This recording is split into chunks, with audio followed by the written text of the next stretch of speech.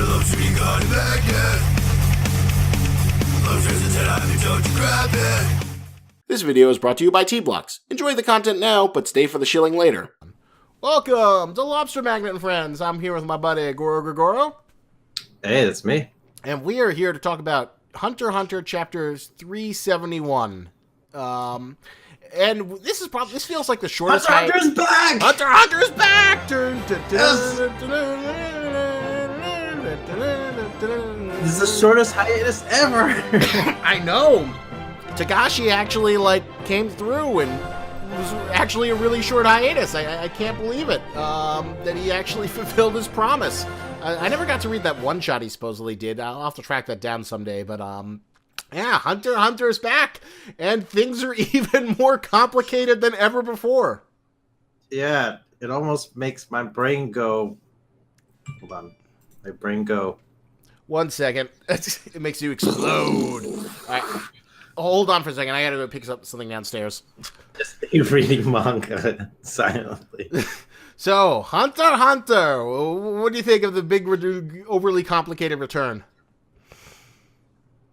I miss Hunter x Hunter very much so. I'm glad Togashi even managed to add more layers of complication. I didn't even think he could do it, but he somehow managed to do it. Like adding in the whole three mafia crime bosses and like how they're associated with different princes. Like the third prince is associated with the most powerful, like financially powerful mafia.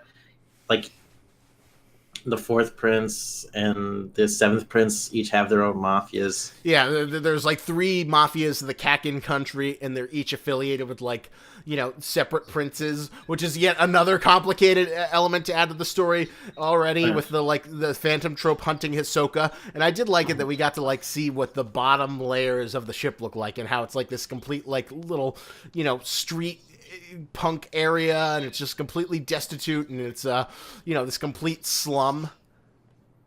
Yeah, it shows the separation of the class in in the ship itself. And, I thought that was all great stuff. Yeah, the mafias apparently control the lower levels of the ship, and you mess with one mafia, the other. I'm sorry. If you side with one mafia, the other two will come back at you with a vengeance. So the spiders coming in and being which mafia should we associate with or something like that means that they're taking a big risk and Well, it doesn't matter to them. They could kill everyone, as we've seen before. Yes, true. Unless they want to keep themselves stealthy, to find Hisoka, because they want to steal treasure, but it seems like their main goal is they want to go kill Hisoka. Yeah, especially if they got what's his name on the ship, that really powerful spider that is able to make a sun and turn everything to crystal. Phaeton? Yeah, Phaeton. We haven't that seen guy him. Is just ridiculously strong. Assumingly we see him there, then we should assume we see all of them. We saw the Frankenstein guy who we haven't seen in a long time. Good old Franklin. Yeah, we saw the Frankenstein guy. We also saw Phaeton there. He's hidden behind the. Oh, was he? I didn't notice him, but yeah, he has a ridiculously powerful Nen ability. He's a fun guy to see completely locked in there. I think some of the only spiders we haven't seen yet is vacuum cleaner lady, the paper doll, paper mache. Oh girl. Yeah, Killua's sister. Yeah. Oh, that'll be interesting. If Killua's sister or brother, I think it was one of those gender fluid characters that Togashi loves to draw. If she dies, will Killua get involved in the storyline and come after Hisoka? I mean, I think we can assume Killua is not on the ship, though. No, he's not on the ship. He's off wandering around Aluka. He's basically out of the story. But, if you were going to bring him into the story, that would be a decent way to do it. Although I have no idea how how would he get to the ship? How would anyone get to the ship right now? It's in the middle of the ocean. I don't know. Just in the future. Maybe he charts a boat and he goes to the Dark Continent on his own. And how would he hear about the news as well? unless it's like the ship has like broadband internet or something like that, like Wi-Fi. This is like this giant ship has like Wi-Fi internet and like able to broadcast it to Killua. There's so many. Well, yeah. I mean, that's like reaching far. But did you enjoy the scenes with the investigation of the murder and Kurapika trying to? But the biggest revelation that I kind of like cocked an eyebrow is that like Kurapika thinks the entire ceremony can be, stopped just by like one person getting out of the, the tournament or the succession war. Yeah, which I feel like that's really bad logic. Like, yeah, like I don't understand that either. If it was true, like, I don't see that as being really logical in any sense of the word. Because, like, you imagine, like, the weaker princes would immediately try and get out of the succession war, right? Like, there has to be some, like, circumstances where they can't easily get out of the succession war. Well, technically, the succession war would be completely done because Harkenberg said he was withdrawing from the succession war. So, he's like the fourth prince. He's like the good prince who is like the ape monkey, parasite Nen beast. So if he withdrew, then shouldn't it all be over and all their Nen beasts should be gone? Exactly. It's just like I don't even see why Killua would make even that conclusion. You mean Kurapika? Kurapika would make that conclusion because that's not even like remotely logical. I feel like at all. Like that's a really weird conclusion to make. But maybe he is sort of onto something. Like there is some sort of like clause where if the princes were to somehow get out the succession war, in a way that's just not like, oh, I'm announcing I'm leaving the succession war. Maybe there is a way to break the whole, the Nen Beast thing, by like disrupting it somehow. Possibly, like maybe it's not like having a prince get out of the succession war, but maybe there is like some other complicated way because I feel like there's some sort of restriction that would like prevent it from happening. And then we learn another new plot detail that the succession war is like a part of this weird freaking chamber thing, and like the king's like, "Hoy, this will create all of the new Kakin tree of strength." Let me reread that again. I think he was like talking sort of symbolically. Yeah, I would say symbolically if it wasn't for the fact that there was like these fucking bio chambers that they were like sticking people into. My daughter has become the foundation for the great tree of Kakin and is living a much more vigorously brilliant existence than during her lifetime. Even now, my daughter still lives, boy. And there's like a chamber for each prince, like in preparation. Like it makes me feel like it's like some weird blend between like I get the feeling this chamber place is like a mix between like technology and Nen, and it's gonna fuel something like really powerful. Maybe. Or maybe they all formed like a giant Nen mech or something. Like, I don't even know what to think of this chamber thing, but it feels like all these sacrifices are going to build up into something that's going to like somehow tie into the Dark Continent and, taking control of the Dark Continent. And there's 14 chambers exactly. There's 14, coffins like ready for each prince. As like this whole machine is hooked up, like there's something strange going on. There's something big going on here. Yeah, yet another plot thread between Kurapika's murder investigation, the spiders hunting down Hisoka, the three crime gangs that are all like fighting for control of the Dark Continent, but by affiliated with the three different princes. Amazing. I love that cartoon I sent you where it's like, I can write Hunter x Hunter. They show just like all the different elements of the Dark Continent arc, and it's like, my back. You should just post a link of that comic in the video description.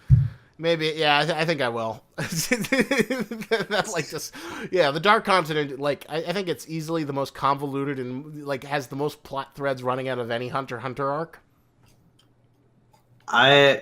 Yeah, this is definitely the most complicated. I thought the Chimera Ant arc was like one of the most complicated things, but this is like taking political intrigue battle to like a whole new anime manga level that I've never seen before.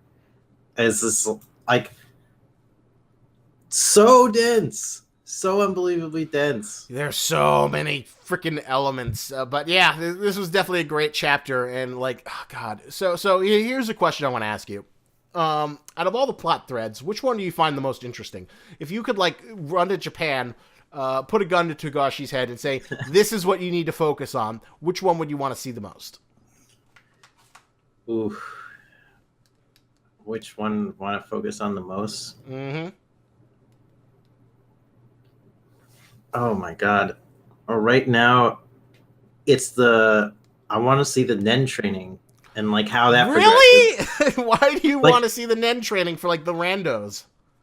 it's because all those randos each have their own story, like Oh their yeah, own I didn't ambitions. even remember. We got an incredible backstory for your favorite character. What's her name? Shimon? Shimano. Shimano? Shimano. Her grandparents were also servants, and her parents were servants, but they got sick towards the end of their life, and the parents told her, "Oh, you must service the king and queen. You must service the royalty." And, it's very honorable. That's actually kind of a weaker backstory, but I mean, I'm surprised we even got a backstory. Yeah, that's what I'm amazed. Like, it's not a great backstory, but like, the fact that we're even getting a backstory for like the most nothing character. Whose epic moment was like, giving Krapika to the wrong prince call. I gotta say, like, this manga is so amazing. Like, it dives you so deep into like the Hunter x Hunter universe. With every like little detail like this, all these characters' personalities, all these like political battles, like people fighting, seeking power. There's like so many factors going on, the political, social, kind of intrigue going on within this manga. It's a beautiful thing to watch, like see like more and more complicated things happening and seeing how Takashi like pieces it together. It's like it could be like watching a car crash eventually, but he's like still playing all the pieces so perfectly. Yeah, so well. yeah. It is amazing how he manages to like, weave all these threads together and still like make it work, even though any lesser manga would like crumple under the convolutedness of all the freaking different elements.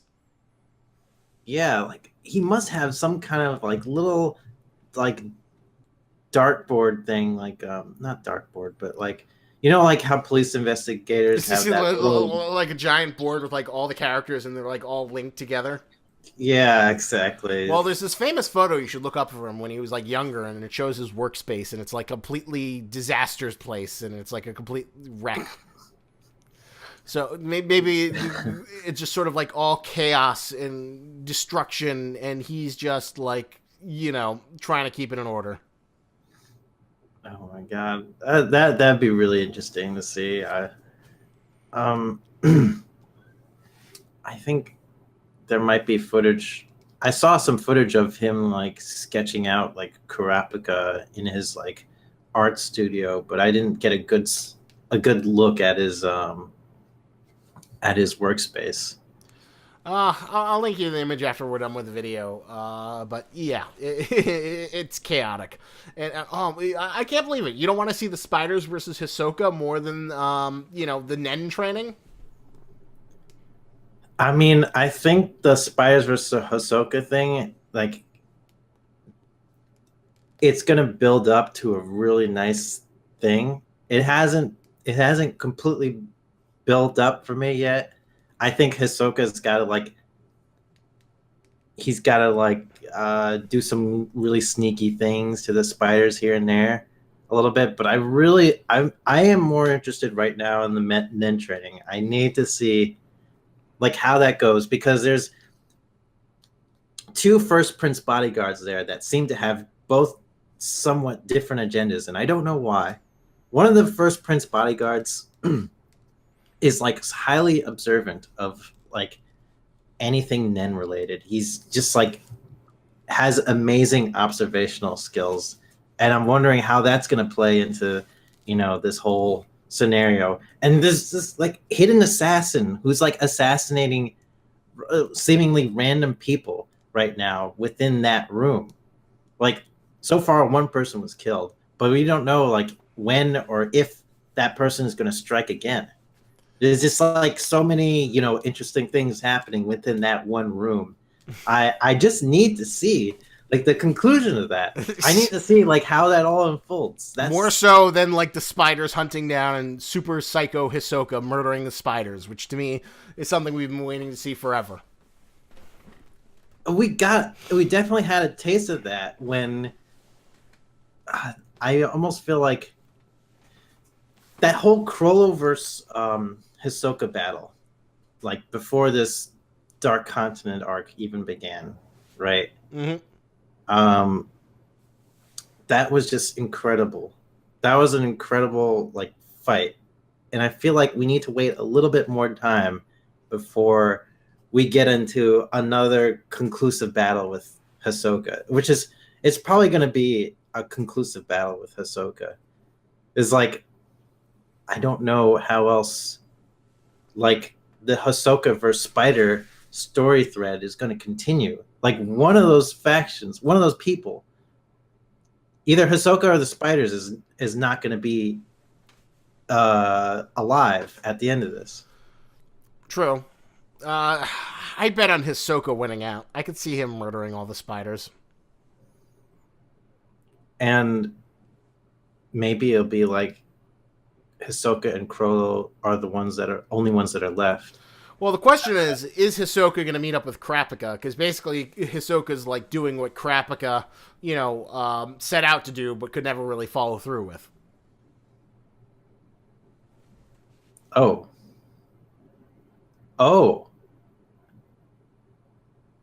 I didn't even think of that. Yeah.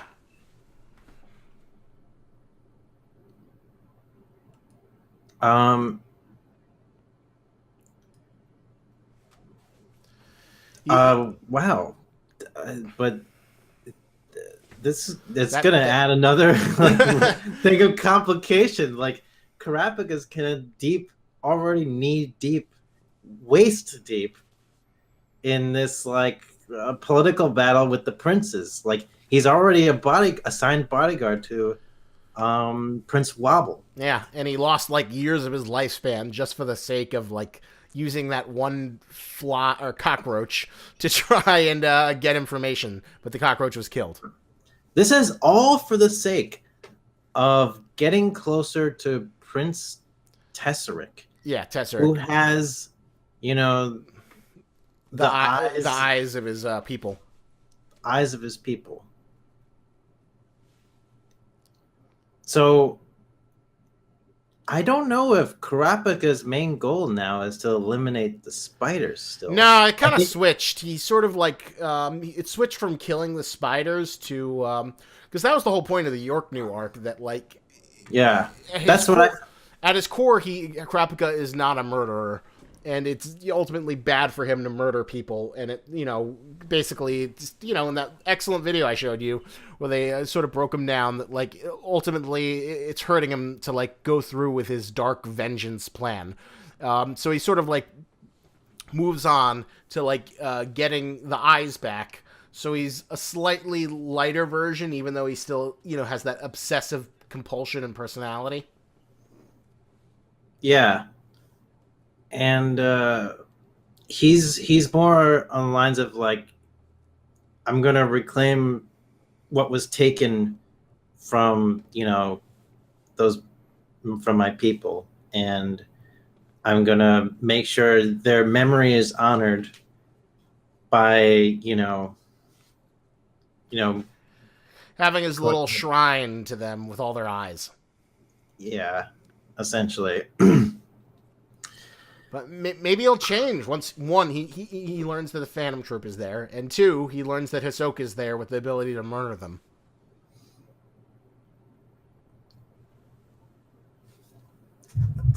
This could be a potential development. But then here's the question: how does Hisoka sneak into, the royal family's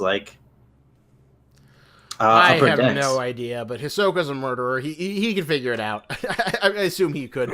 And remember, we still have the 13 Zodiacs who are out there somewhere trying to keep everything in order. That's true. So Hisoka has to sneak past the Zodiacs, the whole royal family with all their royal guards, and probably really elite Nen users amongst them, and high level security of all kinds. This is an entire kingdom, on this one ship. It's a big ass ship. And the Zodiacs and the spiders, the other spiders. Hisoka has to sneak past all that just to reach Kurapika and be like, hey, I want to eliminate the spiders. Are you in? And right now, Kurapika is in the middle of this meeting with trying to train these candidates for Nen. How is Hisoka gonna get a chance to speak with Kurapika, while he's talking to all these people? Maybe Hisoka murders them all, and then he's screw this plot thread. Come on, Kurapika. I don't know. I just see Kurapika who goes to the bathroom, and then Hisoka, comes through a vent, and he, flexes and uses his, circus acrobatics gymnast muscles to get his way down there. So Kurapika has to use the bathroom, and then Hisoka sneaks in the bathroom, and he's like, okay, Kurapika, we got the spiders on the ship. Do you want in on killing them and disregard all your duties as a bodyguard right now? That I don't know how feasible that is, but that would be definitely one of the craziest things that I've seen Togashi try and do, if he ever did that. Yeah. It's something I'd like to see. Because essentially you'd be cutting off, a major plot thread, just so, a supremely convoluted plot thread, just like that. I can see that happening. Anything and everything is. I'm just happy we're getting more Hunter x Hunter. Hunter x Hunter's back, baby. And we're finally going to see more, even though it seems like Togashi doesn't want to make anything simpler. He just wants to make it more complicated. He does. He loves complication, doesn't he? Because I loved all the things about the underworld. How the mafia is hey, you need 5,000 Jenny if you want to go get food. Yeah, this is a nice, great touch to get a sense of what else is going on in the ship. Here's a question, though. I feel like Hisoka is going to kill some more Phantom Troop members. Which ones do you think will be dead? Which one do you think he's going to kill first?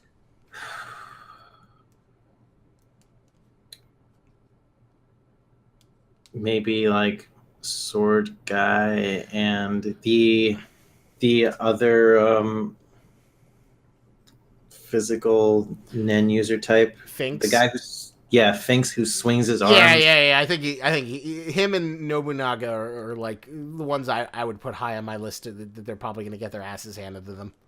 Yeah, I think they're not long for this. Phaeton is probably going to be one of the toughest things that Hisoka has to kill. I mean, I don't know how he does What about the Frankenstein guy who just shoots things with his finger bullets? I mean, I could also see Frankenstein do too, but he seems like he's iconic. He has a sort of iconic enough look that maybe Togashi doesn't want to get rid of him too soon. He once you see that character, it was okay, he's immediately visually recognizable as like, okay, freaky ass dude, Phantom Troop. I think Machi, the Thread Girl, she's going to be one of the last ones to survive because she has a personal relationship with Hisoka. I think so too, because yeah, Machi, she's helped Hisoka in the past. I don't see Hisoka immediately trying to kill her. She'll definitely be one of the last. I think. Well, I feel like in Hisoka's mind, he can kill everyone in Crollo, and then he can let her go, even though obviously she wouldn't be happy with that.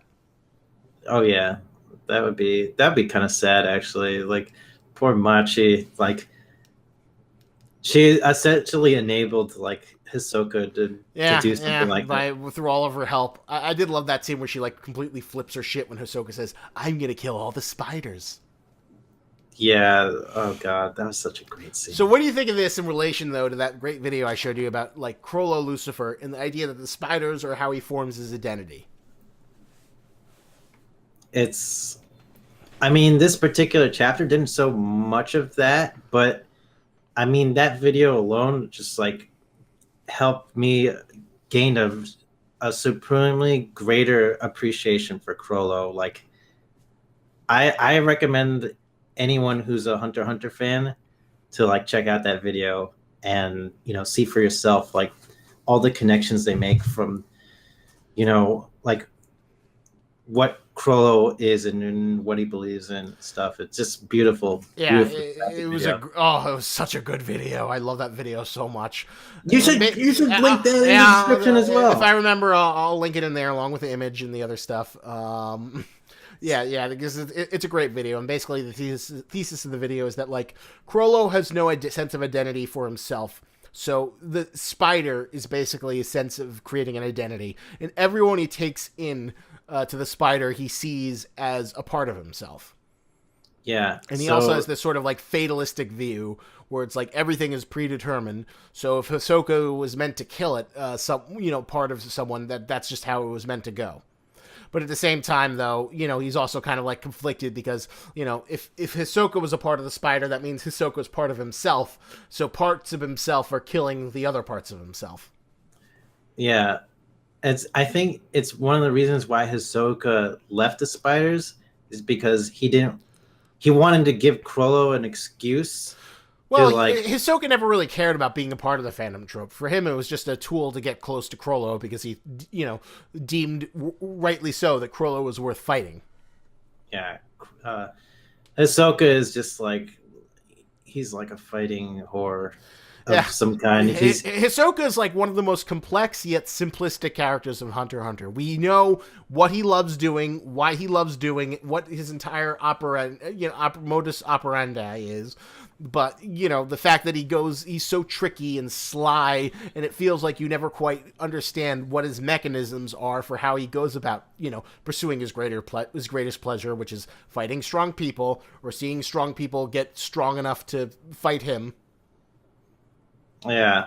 He just loves, like, a good battle. Like, I mean, that's basically Hisoka in a nutshell. Like, he craves that so badly.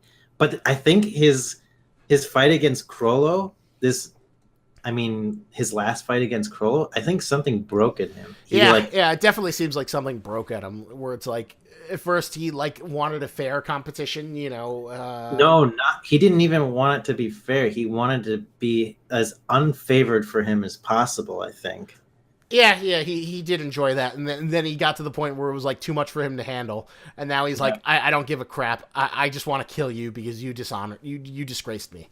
And he's attacking like one of the things that makes Crollo is one of the most vulnerable things to Crollo, and that's the other Phantom Troops. Yeah, the thing that's like most important to Crollo and the most vulnerable, which are the Phantom Troop members.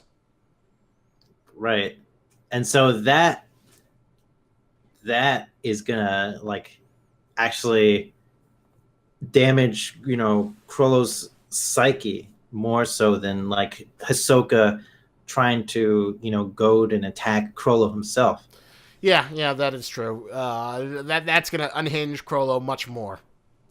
It was interesting though. It's like, let's flip a coin. And he says we can't flip a coin because a coin is for only two people, but we all want to kill him.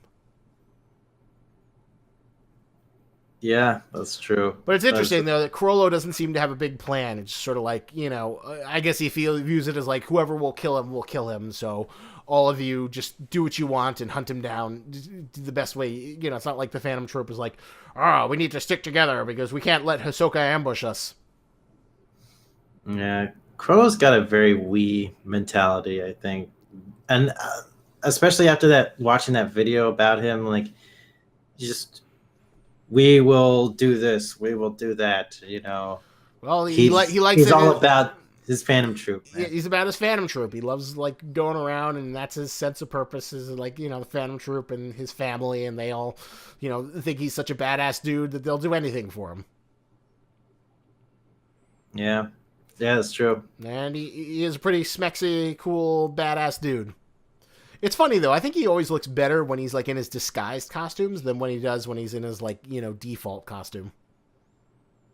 Which is like his slick back hair and the tattoo on his head. The tattoo on his forehead and his stupid like leather goth coat. I always thought that the design was kind of dumb, but I like it better when he's like in disguise and he's got like a headband over him, and I always think those designs look 10 times better than when he's in his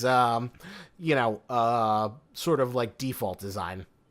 But it's kind of funny seeing him like walking around, like seeing that character design and then like knowing him now, like after that video of him, like he just seems like he's just trying to be flamboyant, like in a way that he's grasping at straws. He's being as most flamboyant as possible, but doesn't really know what direction to go in terms of style. It's kind of like similar to like one of our friends that we've known, during college. If you know what I mean. That's a really funny comparison. He's supposed to be as flamboyant as possible, but he doesn't really quite know how to do it. Yeah, and like doesn't have a real clear sense of direction of what kind of flamboyancy he wants, and just like sort of mixes and matches, like patches styles.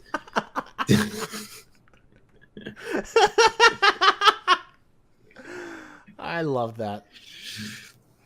So yeah, that kind of reminded me of that, and it made his character like seem more funny to me, but it didn't worsen my perception of it. It actually made it stronger. God, watch that video. Whoever's watching this, watch the Chrollo video. Please. Alexander's Chrollo analysis video. It's great. I'll try and link it at the bottom. It's a brilliant video. It's just such a good video. Oh, what time do you have to leave? I have to leave soon, so we should definitely wrap this up. So what score would you give? 9.5. Return of Hunter x Hunter. Yes. It was definitely a good chapter. I enjoyed it. I'd give it a 9. It was like a lot to chew on. It covered a lot of ground. It felt like it got my money's worth out of this chapter. And, we have so many plot elements. We got a backstory for Shimano. We got the Nen training. We also have the mystery of who murdered the Nen trainer, or murdered the Nen people. Well, we know the answer to it, but Kurapika needs to learn it. And then we get introduced to the Phantom Trope and the entire gang system that's like another element. And then we learn that like, oh, there's an even bigger thing that this tournament is for this like death thing that like... God, what's going to happen? Is he going to, like, are they going to put the corpses of all the children and then they're going to use it to power up the king? I think so. I think that must be what's going on there. It's like, it looks like it's going to power something. Yeah. Oh, God. There's like some kind of weird generator in the center of it. So that's another new plot element to add to the 5 billion plot elements we have already. Ugh, I just hope we get another... How many chapters do you think we're going to get before we get into a hiatus? Oh, God. Oh, please don't make me think about that. Please don't make me think about it. Hopefully I we'll don't get want to like think 9 about to it. 10. That does seem to be the trend. Like, you know, Togashi comes out of his hiatus hibernation, and then he does enough chapters to make a volume of manga, and then he goes to sleep. Yeah, it's still like that comic you sent me. It's just like, oh, it's time to draw more Hunter x Hunter. Then it says, Dark Continent arc, and then you see all the lines and the plot. It's like, oh, my back. Oh, I wonder if we'll ever get to see this animated. Hopefully someday. Dark Continent, you're the best. All right, so thank you for hanging out with us. I have to go to work. We'll be around later to do some more anime manga review fun time. Hunter x Hunter is back. Our lives are better because of it. Yes. Dun dun dun dun dun dun.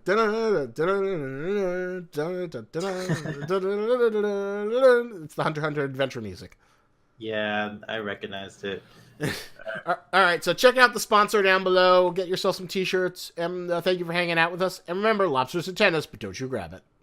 Do you like clothes but hate shopping? Then T-Blocks is the subscription service for you. But I know what you're thinking. But Lobster, how is that any different than Loot Crate or the other subscription services? Well, T-Blocks sends you t-shirts, which is clothing, which is actually useful, unlike the useless swag junk that Loot Crate keeps peddling on gullible schmucks.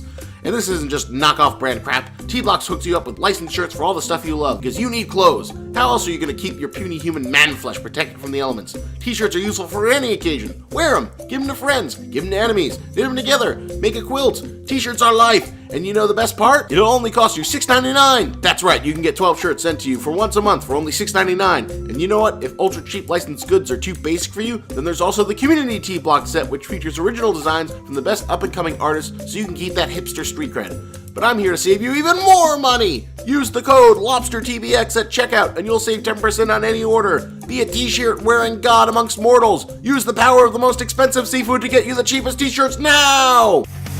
Magazine Fire!